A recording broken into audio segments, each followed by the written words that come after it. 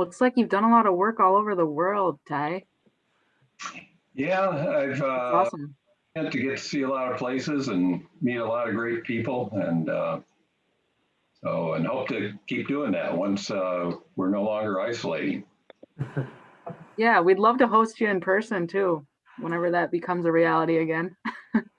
But I enjoy coming up to Wisconsin. I've been fishing over on the Rush River and the Wisconsin River and over by Minocqua, and then there's microbreweries everywhere you go. Yep, definitely.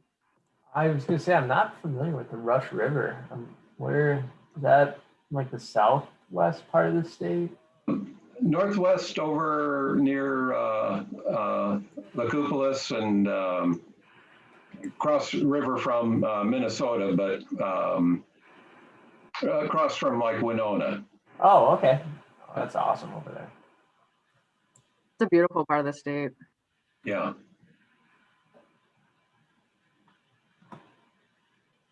All right, Haley, do we need to be letting people in here? Oh, we've got them. I've been letting people in. Okay.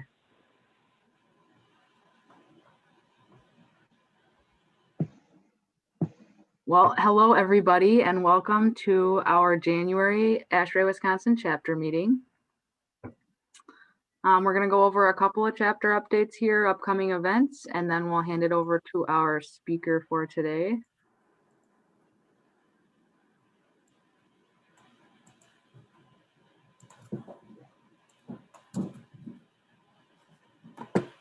All right.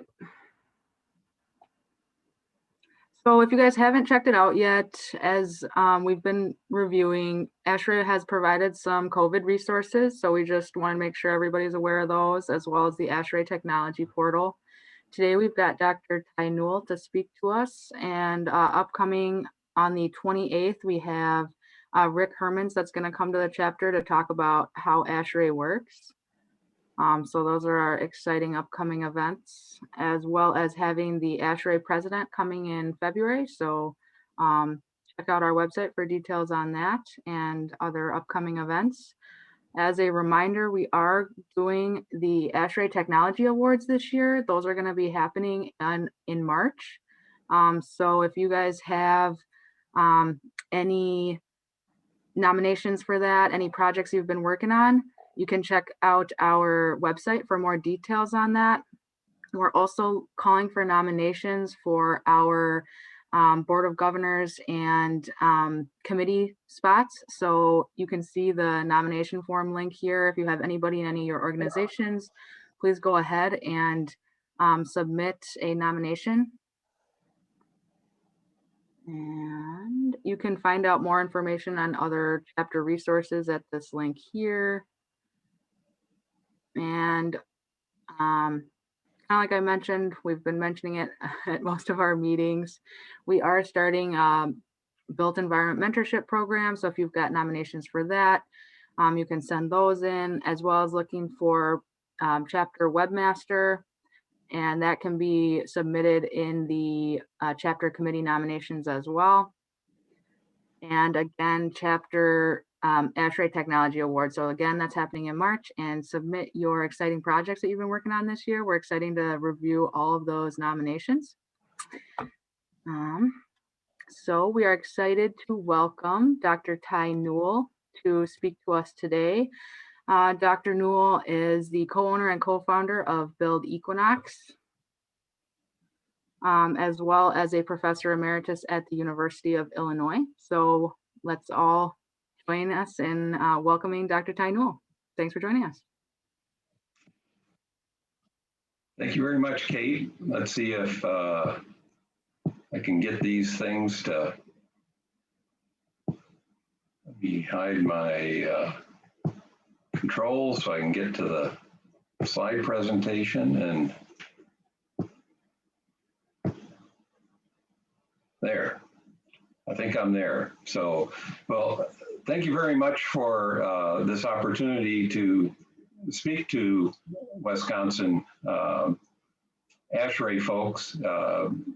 Long time ago when I was a young engineer working at a manufacturing facility in Ohio just after undergrad school that ASHRAE is just incredibly important and continues to be today. It really helped in providing me the mentoring and education that, as we get isolated in our jobs, to have people who have the expertise and the experience and the willingness to bring us young engineers along, and it's continued to today. And so just a wonderful organization, and I appreciate getting to interact with you today. I'm going to talk about smart ventilation, residential primarily, and then also related to COVID, some guidelines that we've developed that that I hope you'll consider, but ones that we feel very strongly about that would help eliminate, tamp down the spread of COVID while we're all waiting anxiously to get vaccinated. Just briefly, but this isn't meant to be about what we do here, but Build Equinox manufactures a smart ventilation system for residences. And our mission overall is development of technologies that allow us to live in a sustainable manner. And that means living on our daily allowance of solar energy. And we are a 100% powered business. And I have the pleasure of working with these two younger folks, Ben Newell, my son and my boss, and Alex Long. The three of us are mechanical engineers. And in the words of Aldo Leopold in an address to University of Wisconsin College of Engineering, and he was really the founder of the modern natural resources field. But Aldo Leopold said, basically, how do we live on a piece of land without spoiling it? And that's what guides us. So the outline today, a bit about smart ventilation, at least from our viewpoint, what's needed and how we do it. COVID-19 reopening guidelines, 3 simple guidelines, and then some guidelines for public spaces. And a bit about virus transmission and why these guidelines, what they're doing to address the transmission of this disease.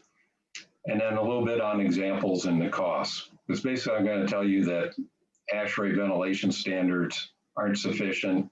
We need to double where they're at today in order to create healthy spaces as well as to reduce transmission of diseases. This picture is of Jewel Bank, one of Louis Sullivan's wonderful, wonderful designs among many. But this is up in Columbus, Wisconsin, and maybe you've had the chance to visit it, but if not, drive out of your way to see it. It is just fantastic. There's about 7 of these scattered around the Midwest. And this is a picture of a blueprint from Sullivan's design. And the craftsmanship, the artistic detailing of fresh air ducts, and the intentional design and integration. I mean, he really did mean form follows function, as you see how he integrated fresh air and heating and cooling systems into his designs, but just a very wonderful, pleasant place to visit. There's one thing I want to leave you with: carbon dioxide and the importance of measuring it, and where our typical standards today leave us at about maybe 1,000, 1,100, 1,200 parts per million of carbon dioxide, and that's nominally about 20 CFM per person in a building. We feel strongly all buildings, regardless of COVID, should be maintained at 800 ppm of carbon dioxide. And it scales by people. That air changes per hour is not an appropriate measure, that the current standards are not based on appropriate measures. You really need to look at the people and their activities more directly, and then increase the level from the 7.5 or so CFM per person plus whatever add-ons to a much healthier standard. And measurement of carbon dioxide is simple. I'm sitting here in an environmental chamber where we typically close ourselves in and look at both carbon dioxide change as well as VOC change, and for the sensors that we use. And you can see it's not so bad in here right now. I've got the door open, but when I close the door, easily gets up to 3,000 ppm of carbon dioxide and associated metabolism generated volatile organic compounds. And these impair our cognition, our productivity, our health, our feeling, our sense of well-being. And it varies by a factor of 10 from sleeping to heavy exertion. It's hard for me to believe just a little more than a year ago, actually the same time as COVID was emerging from China, October of 2019, I was visiting the Florence Nightingale Museum in London. She was brilliant. Her notes on nursing read as good today as they did back in 1859. And the first among her tenets of good nursing is fresh air. And in her words, that all is for naught if you don't do the first thing. Lots and lots of fresh air. Here's a CO2 meter on a flight from Philly to Burlington, 20 air changes per hour. It don't mean a thing. It's a small volume that you're changing over, and that's roughly 10, 12, 15 CFM per person. And as you can see by this CO2 level, that's not acceptable. That's too high by my way of thinking. You see, when I was visiting the Florence Nightingale Museum, they had a special epidemic display on the Spanish flu. Lessons that we lost, that we've forgotten, that we need to get back in gear on.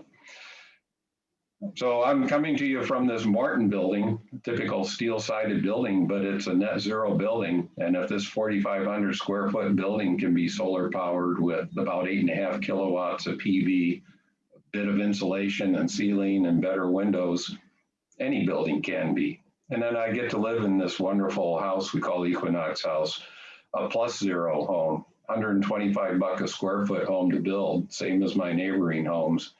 And with about a 8 kilowatt solar PV, that's enough for powering the house. It's all electric with 2 small mini split heat pumps, and enough excess power to drive 6,000 to 8,000 miles of electric vehicle driving in our 2 Ford Focus, Ford C-Max electric vehicles.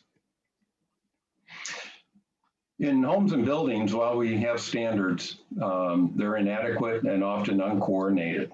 And purifying air, sanitizing it, filtering it, and getting chemicals out, diluting them, bringing in the fresh air that we need to function, it needs to be connected better. And when you do it in a connected manner, getting particulates out because they're just not good to breathe for the most part, getting fresh air in because Mother Nature does more to sanitize and purify air, at least when the outdoor environment is being kept as pristine as it should. And then purifying air, sanitizing it, ultraviolet or perhaps other means. And just a simple example, if you have all three, an appropriate filter like MERV 13 or so, you bring in fresh air, maybe about half of the level that you'd be circulating through your comfort conditioning system. And then you also are sanitizing with ultraviolet. You can basically knock out any of the microbes that might be moving through. So smart ventilation to us, measuring currently carbon dioxide and total VOC sensors are good for controlling indoor climates. We've been doing this for as long as anyone I know, and have volatile organic compound sensors as well as CO2 sensors, and incorporating those into building controls of various sorts. When it's nicer outside than inside, bring the outside in, just equivalent to automatically opening a window. You can store fresh air in a home or in a building and delay having to bring some in during times when it's not so nice outside.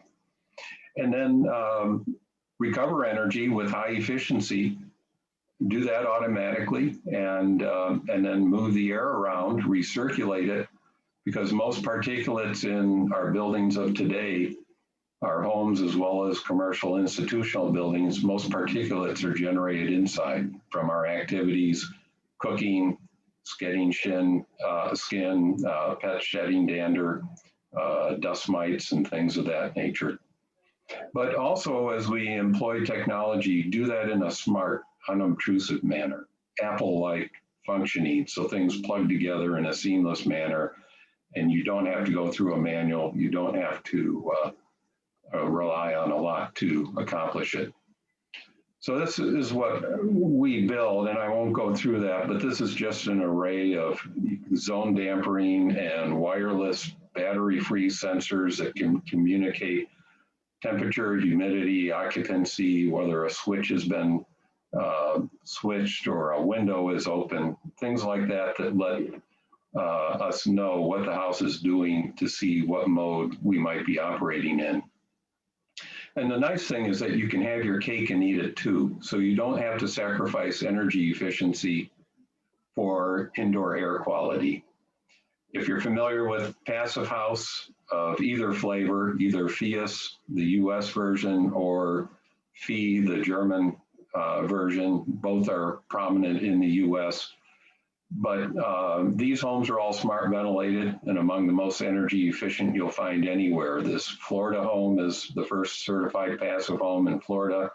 This Illinois home, while not being the first certified passive house, the first certified passive house, which is in Oak Park River Forest area, also is smart ventilated. This Colorado home, the first passive house in Denver, first passive house in South Carolina, all smart ventilated and exceptionally energy efficient. And then this Vermont home by a company named Vermont that spits out these modules. These are 20% more efficient than passive house certifications. It beats their certification level by 20%. These are all smart ventilated, ducted mini split, 1-ton mini splits, which incidentally, these other homes are also all conditioned by mini splits. They're just growing rapidly, both ductless and ducted versions. So you can be energy efficient as well as have this high standard of air quality. And where I feel we need to bring things is to get the health side coupled. And there's a lot of folks in ASHRAE have been working for decades, the Lawrence Berkeley Labs folks, the Danish Technical University folks, Bill Bonfleth and his group at Penn State.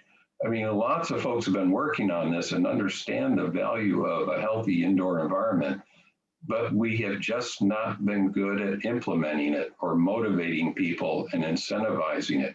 We need to bring, to me, the facilities people and the human resources people together, because we're losing a lot of productivity. We're having increased sick days because we're sacrificing our health for energy efficiency. So just as far as some dollars, if every 100 million residences in the US were efficient, roughly half the energy they use would be for people, TVs, cooking, hot water, things of that nature, and 80 billion for climate. Today, we spend maybe 2 to 3 times that on the climate side. And in comparison, for that $160 billion a year we spend on house energy, or where we hope to get house energy, we spend about 130 billion per year on influenza and colds pre-COVID. COVID, of course, has added a few trillion to that this year. Asthma, about $60 billion a year. Respiratory sensitivities of various sorts and allergies. Now, 1 out of every 3 or 4 homes has somebody with respiratory sensitivity, 60 billion. When I was little, you didn't know anyone with asthma. Now every one of us knows either someone in our family or someone somewhere, in our neighborhood where we work with a respiratory sensitivity. Can we get it back down to 4%? We don't understand the origin of it yet, but for sure we're immersing ourselves in chemicals we haven't been immersed in before, and we're sealing ourselves into our homes and our buildings more than we ever have before. And it correlates even though we don't know causation. And then the big dog, current ventilation standards, a study from Harvard, and I've got a list of these references at the end, shows that we're losing about $1.5 trillion a year, about 10% of our cognition productivity, due to keeping indoors at about 1,000 to 1,200 parts per million if they're running at standard ventilation levels, where getting that down to 800 parts per million, basically doubling fresh air, would improve our cognition productivity by about 10%. Now, whether or not you can direct that into productive directions or just a higher score on a video game is another thing, but the potential is there. And Donald Milton, formerly a professor at Harvard, now University of Maryland, and you may have seen him on national news talking about airborne disease and COVID, because he is the world's expert. Many, many excellent papers from his research. But this one in particular around Boston, where they looked at 3,000 employees in a company scattered among dozens of buildings, and split them into highly ventilated buildings and standard ventilated buildings. And they found that the ones that had twice as much ventilation, 40 to 50 CFM per person, rather than the rule of thumb 20 CFM per person, that sick days, now this is influenza and cold, not COVID, were reduced by 40%. And that's the same reduction in sick days that you get with influenza vaccinations. And so it's not insignificant, and it's about a $500 per employee value. It's basically one sick day reduction out of 2.5 normal days. And it costs you, maybe with very little in the way of energy efficiency modifications, maybe $50 per employee per year to get that $500 sick day. And then that other Harvard study about $5,000 per employee per year of potential productivity gain. So ASHRAE 61, 62.1, 62.2, they're acceptable, but to me, they're not acceptable. They're ventilation standards based on odor. It was from the 1930s research at Harvard as well, who's been very active in our health and productivity for a long time. But sticking somebody in a chamber like I'm in, blowing some air through it and smelling the air and seeing when 20% of the population would be dissatisfied. And it's still roughly that standard today. Now this slide shows with smart ventilation, somebody sets a set point, and you can see most people on their own might set it at about 1,000 because it's not smelly, and most people are going by smell, but you can't smell healthy air. And a few people are moving it down. This person here really wants it low, and a few move it up here. We're somewhat suspecting that these folks have just left it at the default that we ship our units out with. So for these 34 homes, and we're thinking maybe we're going to start shipping them out lower, because a lot of people don't tend to change settings on, especially old people like me. When we get some new fangled device, we tend to just leave it where it's set, and if it's working, we're happy with that. But we're thinking maybe we can influence people by moving that down. But basically, you can see that the actual level of VOCs and CO2 is being kept relative to the set point level people are choosing.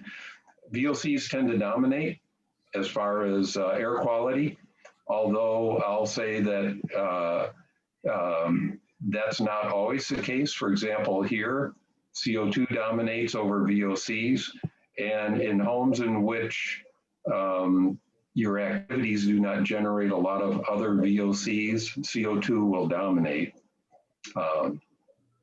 Here's an exposure plot that we make. We define something we call pollutant hours, and you can see these on our website.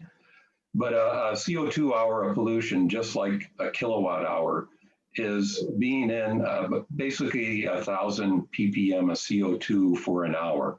So if you were in 1,000 ppm of CO2 for a full day, that would be 24 pollutant hours of CO2. And then VOCs that a human puts out, scaled to their CO2 output, 1,000 ppm equivalent VOC units would be 24 VOC pollutant hours. And then we combine these together, and we've structured this immersion or pollutant exposure such that we can add other things such as particulates as we get sensors that will work. Now, those were conventional homes, and the yellow is roughly where ASHRAE 62.2 for residences would put you. And you can see that there's quite a bit of scatter around here. And a lot of these homes are using natural gas cooking, which tends to lean them over into the CO2 side. These are all electric homes, about 10 of them, and it's during January, which is important because these homes are highly sealed in the winter condition, where the other ones were different times a year. And then another thing you can see every now and then, somebody does have, say, a party or another activity that over the course of a day for this month-long assessment of these 10 homes, that they did exceed it or they got into this yellow zone, the ASHRAE 62.2 zone, where we'd like to keep people in this zone, 24 pollutant hours or less in combination of CO2 and VOCs. But definitely smart ventilation controls it. And this is actually January 1st, which was on a weekend that year, and January 8th. And so those actually happen to be weekend times when you might expect some of those homes had some visitors in them. I can't tell you how many times somebody in a conventional home has told me, I live in a leaky home, so I've got good air. No, you don't. It ain't so. Where the leaks occur in a home or in a building and where you live are two different things. Bedrooms are notorious for high levels of CO2, and CO2 definitely impacts sleep. But this is a 1950s era home, hasn't been updated or renovated. You can see when two little kids, a 3-year-old and a 5-year-old, they go to bed, it starts climbing up. And then the folks, once it's quiet around 9 o'clock, open the door and it kind of levels off. But basically, if one child gets sick, the other's going to get sick, as well as throughout the home that somebody's going to pass some kind of bug around. Well, what about a high-efficiency certified passive house? High-efficiency HRV set to 62.2 standard levels, or passive house 0.3 air changes per hour. This is about a 2,000 square foot home. Really couple, when they're home, it's polluted. When they're not, it's over-ventilated. With automated ventilation, here's a similar type home, 2,000 square foot home with smart ventilation. And either CO2 or VOCs may trigger these green spots, which are fresh air ventilation, but is basically kept at a threshold level and brought back down quickly when it exceeds that.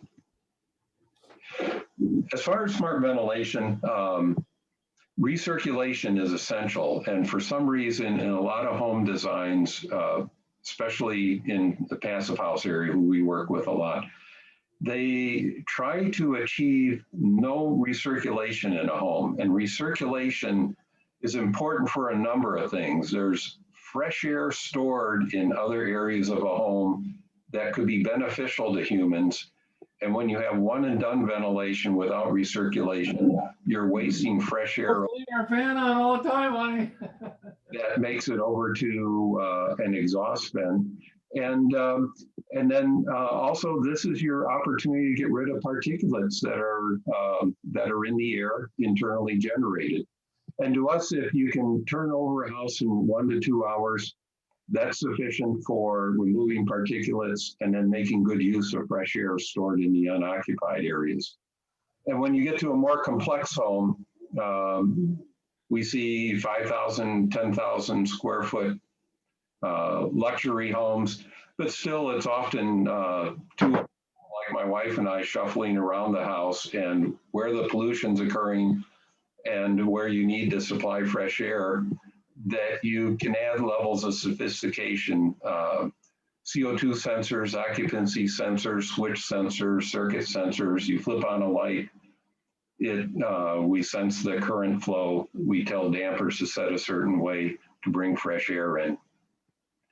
And so there's a whole new play field of toys, of capabilities to sense, to actuate.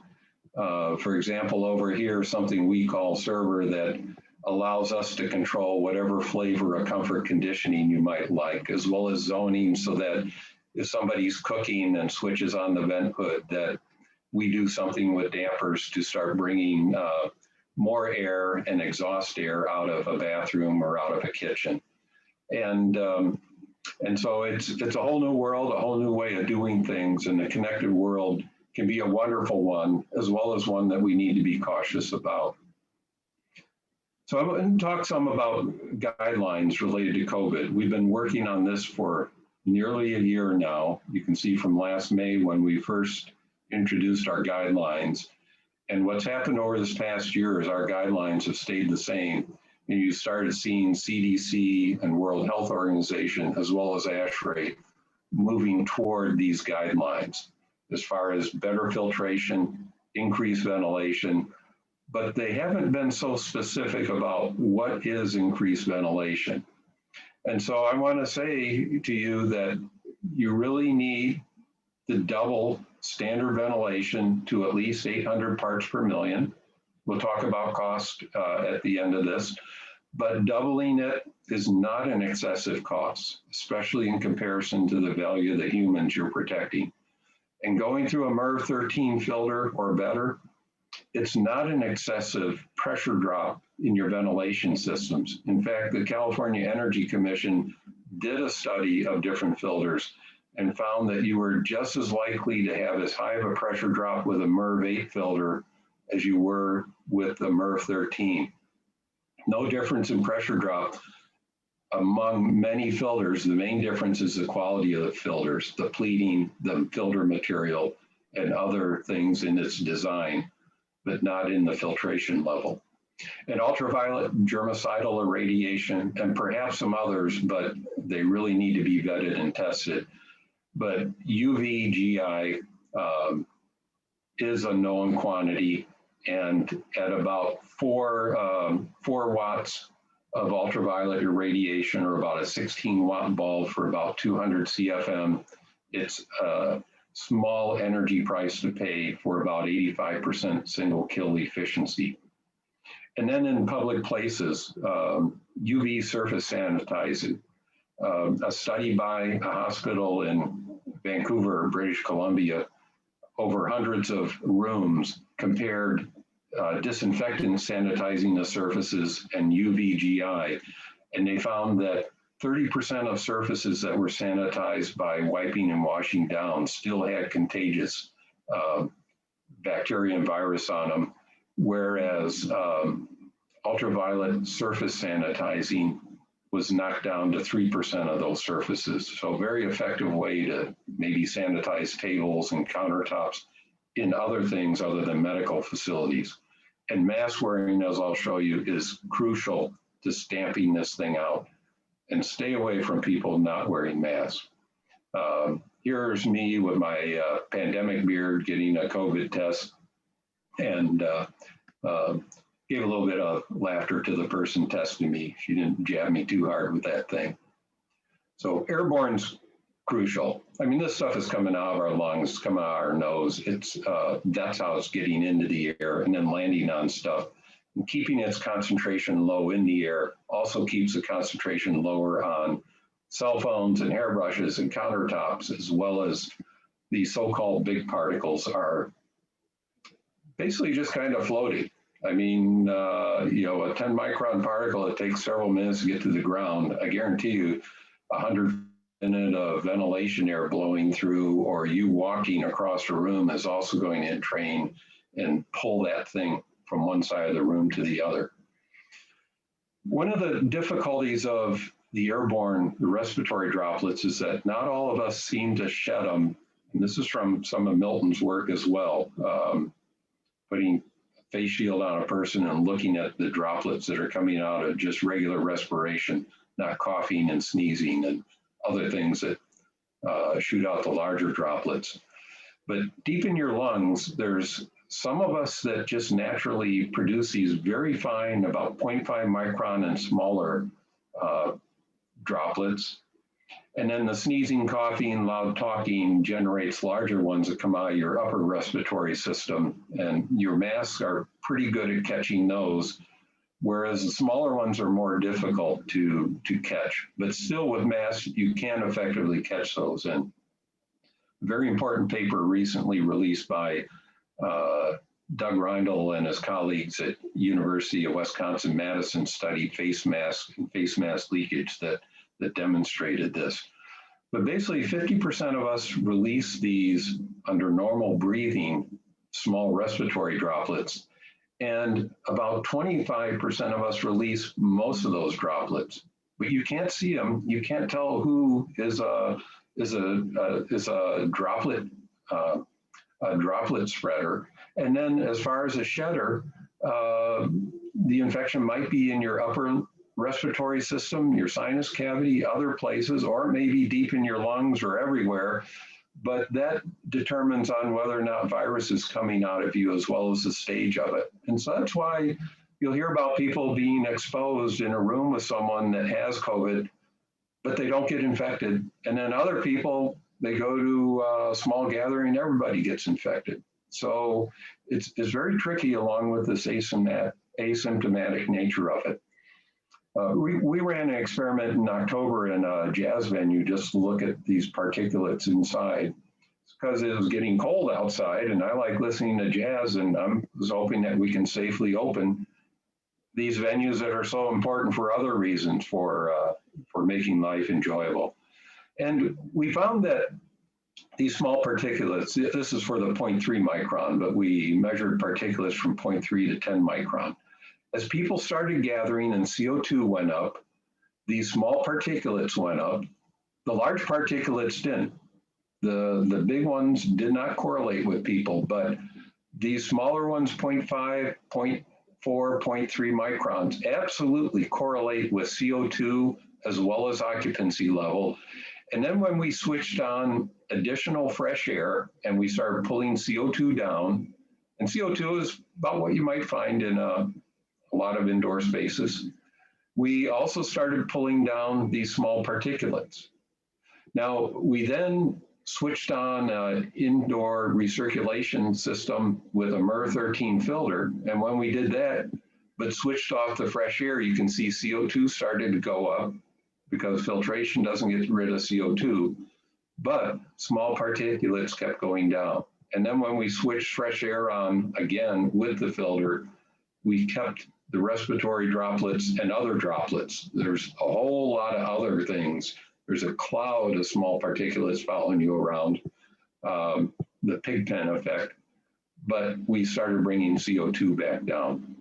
And so these are very important tools, fresh air and MERV11 or greater, but hopefully MERV13, MERV16, to get the levels of contagion down. And carbon dioxide, as shown in this graph, is a good indicator that you have sufficient fresh air with the filtration layered on top of it. And this plot, which uses a relation called the Wells-Riley, it's an airborne infection model, but basically it shows how when you link this to carbon dioxide, which again, Milton and a colleague, Rudnick at Harvard, did this carbon dioxide linking to the Wells-Riley model. You can see that one infected person with 3 infected, the Wells-Riley model tells you your chances of getting sick, and at short exposure, you have less chance of getting sick than say an 8-hour workday with somebody infectious. And it makes sense. You're breathing in more of an infectious dose, your probability is increasing. And I've generalized that model here to look at the same things as Rudnick and Milton in their model, but now to be able to take advantage of filtration, say through a central system, and say ultraviolet sanitation, and then maybe a space filtration unit. If you're not getting a high enough filtration through your central system, you're in a classroom or something where you'd like an additional level of filtration and sanitation, but still linking it to carbon dioxide. And we have a model, a paper that describes this that'll be posted on our website shortly. This is new results that I've been working on. But to show you kind of a sequence of progressions in these highly unreadable plots, but it's a sense of the direction that I'm interested in discussing, not the numbers per se. But the two important characteristics of this that we can get out of this modeling are your chance of being infected and something called the reproduction number. And in this case, the building reproduction number. You'll hear epidemiologists talk about basic reproduction number, which is over a general populace, but this is in a building. And the reproduction number is a ratio of the number of people that get infected by an infectious person. And ideally, if we can get that ratio below 1, that the disease is no longer self-sustaining. One infectious person can no longer create another infection, and the disease will die out. And that's the problem we've been having since late October, early November, is that this reproduction number has gotten much higher than 1, so that one infectious person is infecting 2, 3, 4, 5, or more others. And in general, it's accelerating. So if we look at 1 hour exposure, and what I have here are, here's a crowd of 100 people, 10 and 5, with one of those people infectious. And if we are only exposed for 1 hour and we have no filter or UV and no mask wearing, you see that at 1,200 parts per million, there's about 30% chance you're going to get infected with COVID. And then it turns out, even though it's very different as a disease, influenza, it's contagious period, it's symptoms and things like that. But they both transmit similar efficiency right now, that you'd have about 30% chance of getting sick in a group of 5 at 1,200, but much less if you're in a bigger group. And the sense of that is that a much smaller fraction of that 1,200 part per million CO2 and associated contagion came from the infected person's lungs. But you can knock that 30% down significantly by going to 800.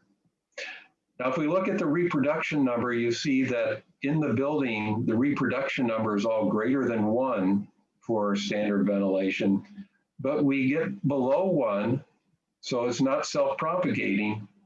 And again, without any additional protection, MERV-8 filters do not stop any virus, as has been shown in field studies, and then no mask protection.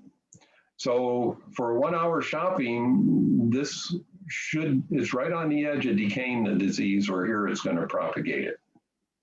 Now we go to 8 hours exposure. Your chance of getting sick, because you're going to have more chance of accruing and accumulating an infectious dose, goes way up. You can see that you drop that chance, but you're 95, it's like winning the lottery here. 8 hours in this environment, in an office with 5 people at standard ventilation, you're going to get it. 75% is at least better than 95, but we can do better than that without any difficulty. And over here on reproductive number, it just starts shooting up. The other thing about reproductive number is ratio of infected per infectious person. Even though the chance of getting infected in a large crowd is much lower over here than a smaller crowd, the reproductive number, the chance that an infected person, an infectious person can infect others goes way up. That's why you need to decrease population levels, not gather in crowds. The reproductive nature of the disease improves as you have larger groups of people, even though your chance of getting sick goes down. Now let's start filtering some air. There's about 25 CFM per person, but somewhere in the neighborhood of the 40 CFM or so of fresh air you should bring in would be about what you should recirculate through a filter. And we dropped down from, we were at about 75% to about 60% for this small, say, office space or gathering. We get the reproduction number coming down. If people start wearing face masks, and let's say either 100% effective face masks or with 50% of the populace, or 100% of the populace with 50% efficient face masks, and that very important University of Wisconsin-Madison work showed the range is somewhere between 20% and 90%, depending on how well the mask fit, as well as the type of mask. But we see here with a 50% effective or efficient face mask, we can get this 8-hour exposure down to a reproductive number in these spaces that's around 1, standard ventilation still above 1. And this is a big number as we get 1.5 to 2. That's really accelerating the disease like we've been seeing. And we bring down our chance of getting infected down to 20%. Now, I'm going to end on these, and there's much more as well as background and references in this report that will be posted on our website. But an 8-hour exposure with no mask, so the same as this, but with filtration, about 60% infection probability, and say about 2 or so on the reproductive number. When we get vaccinated, if 75% of us are immune, and that could be either vaccination or recovered from the disease and acquired immunity, you can see that we drive the reproductive number down quite low, so that even in a larger crowd, that's herd immunity. Herd immunity is reducing the reproduction number below 1. But over here, if I have an infectious person in the crowd and I'm susceptible, hopefully not because I refuse vaccination, but there are those who do need to forego being vaccinated. And that person that needs our herd protection, they have the same probability of getting infected if there's an infectious person in that crowd. And so it's very important for them, at least, to wear masks as we get higher levels of immunity that start to decay the disease. And until it is no longer traceable or marked within a community, we need to help protect those who can't be protected by immunization. I want to leave time for questions. So these examples I'll just go through very quickly. Here's a commercial building, a field study we did 7 years or so ago.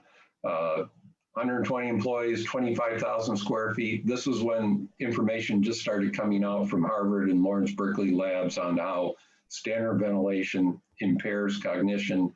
And if you improve it by doubling it, that you get, in this case, about a $6 million payroll, that improving that ventilation, keeping it to 900 ppm or less, would be a cognition productivity improvement of about $750,000, way outweighing what's a pretty high utility bill for this size facility. And sick day reduction, also similar level, that 40%, similar level of dollar saving to the whole utility bill. And in the case of this building, it turned out that you could implement this without any impact on its energy, just because of the nature of having a large computer server farm within the building that it's like a toaster oven that needed winter cooling. Here's an hour workshop. Every Sunday, an hour or so, that's more than enough to get infected at this level if there's an infectious person around you. A special problem during that period of time, but we have a local house of worship here in the community that's putting in a nice Wisconsin-made energy recovery ventilator that will allow them to keep ventilation to much less than 1,000 ppm per person on Sundays. And so we're looking forward to following that project. The forgotten part of the airport. Our company designed and built and set up the manufacturing of these boxes that go underneath boarding bridges with these yellow ducks on it. This is a 60-ton machine. These things are 30-ton to 120 to 240-ton machines. So we designed and then developed the production of these machines at a facility down in Florida. And these are heat pumps too. We developed the first commercial heat pumps of that nature for heating and cooling aircraft when they're connected to the boarding bridge at airports. But this boarding bridge, where you're stuck like on a cattle car, they typically aren't ventilated. And having access to airports, we're able to collect data here, especially during loading time. That's when this stuff peaks and is out of control and where you're likely to get infected. Unloading, we get out a bit quicker, but it's kind of the forgotten space between the ventilated plane and the ventilated airport. Department of Motor Vehicles in Illinois, they're having problems because they often were leasing space in storefronts and other buildings that weren't meant for such a large human load. And so they converted a number of them to demand controlled smart ventilated buildings. And this is data that just showed that it worked. This was pre-COVID back in 2016. While I've urged them and sent notes to crank it down to 800, I don't have a lot of pull, as I shouldn't. And so last time I visited just a few months ago, they're still at about 1,000, which is at least okay.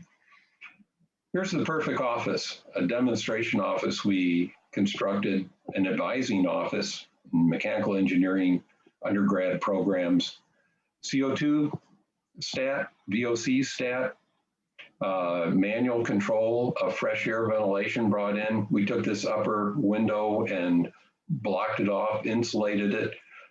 This is a highly over-windowed building, mechanical engineering building. We put in a ductless mini split. So everybody in the building is jealous of this office because they had comfort control, they had the air quality they wanted, and it was extremely comfortable and very, very energy efficient. And capital cost wise, compared to putting in big ducts around a large building, is very, very cost efficient. So the cost to do what I'm saying, doubling ventilation. If it's 32 degrees outside, you have a good heat pump or a high efficiency gas furnace for heating, you're talking about, in terms of occupancy for this level of ventilation, going from a penny per hour per person occupant to 2 cents. And you're paying somebody 25 bucks an hour, $50,000 a year salary. Isn't an extra penny an hour worth it for 40% less sick days, for decreasing the possibility of getting COVID as well as influenza and colds? Similarly, going up to MERV 13 filters. As I said, if you get a good quality filter, you shouldn't see much of a difference from a MERV 8. And while the filter may cost you more, there's such a selection of filters like this one that we use that changes color as it absorbs amines and aldehydes and other things from inside of a building, or carbon filters that that we use for the West Coast with, unfortunately, all the fires that occur there, as well as up in New England where there's a lot of wood burning stoves and your neighbor upwind, you want to filter that out. And then UV purification. This upgrade, as well as this upgrade, you're also talking a penny per hour per person. Not expensive compared to the value of people. So I'm going to end on this. We don't think of ourselves as just like a bathroom ventilator or a kitchen hood. We think of ventilation as integrated into this overall picture of how to make us feel better, improving our sense of well-being and our comfort.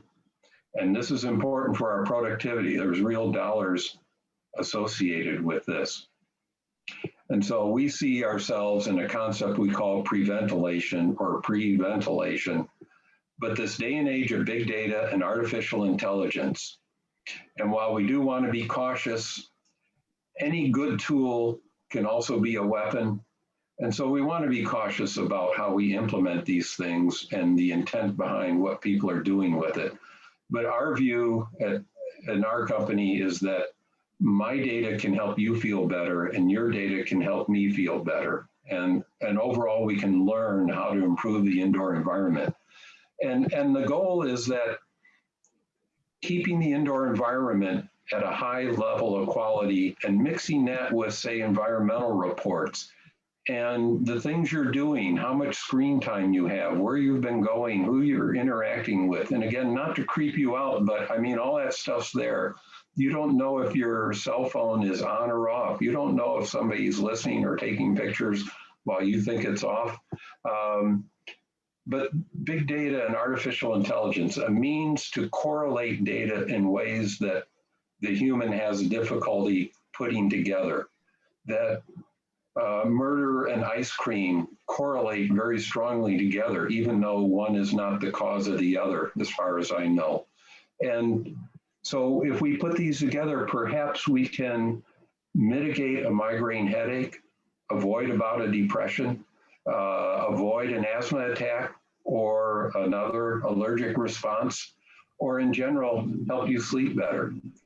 We don't know how these things mix and match, but we do know that in some manner, there's reasons why you feel better some days and why you don't on other days. And for those things we can do something about. That's what we want to learn and seamlessly integrate into your environment. And so, you know, I'm excited by just the cost of renewable energy. I'm pinching myself that I live, I work, I travel with the power of the sun. And that now we can focus on other things to make us feel better. And there's real dollars to be saved in that. And for you young folks, that it's a whole new world of inventing and creating a good, sustainable future. Our guidelines, follow them. We feel very strongly this is going to help us get us to where we need to be to get rid of this thing so we can get out and enjoy each other. And I'm looking forward to a visit up to Wisconsin. Thank you very much. I'm glad to answer any questions you might have. Yeah, thank you very much, Dr. Newell, for joining us today. One quick announcement before we jump into questions. Brian Cammers won our raffle for the day, so Megan's going to contact you to redeem that. So congratulations to Brian. And we've got just a couple minutes here for questions. If anybody has any they'd like to bring up here, you can just go ahead and unmute yourself.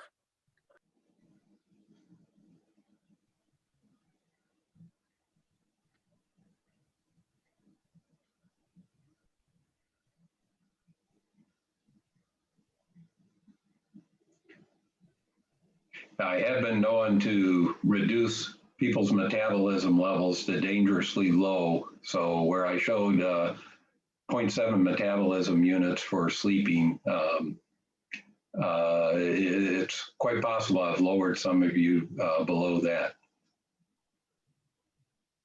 I guess I have one. You guys have you been working with the University of Illinois Champaign, and what have you guys seen in their facilities or implemented there?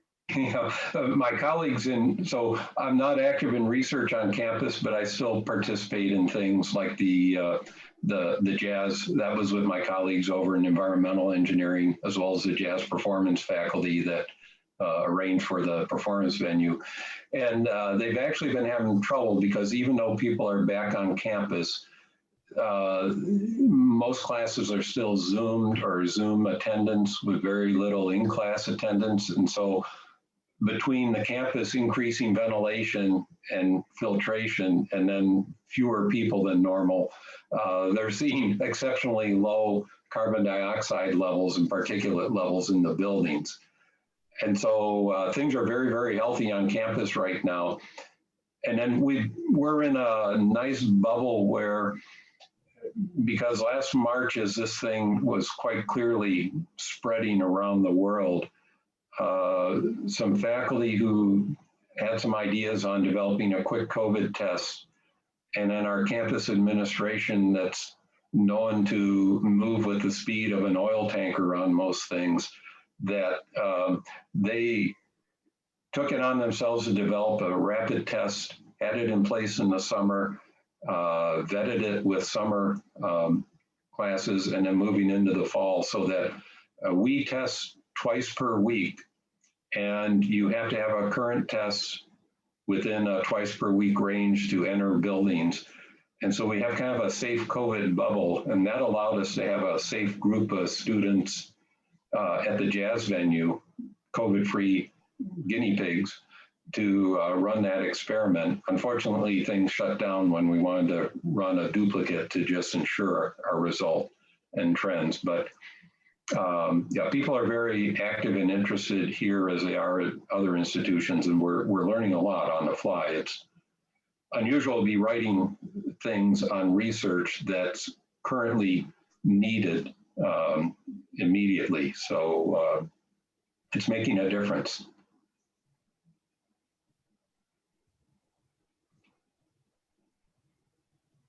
Yeah, thank you for all the work you guys have been doing on that.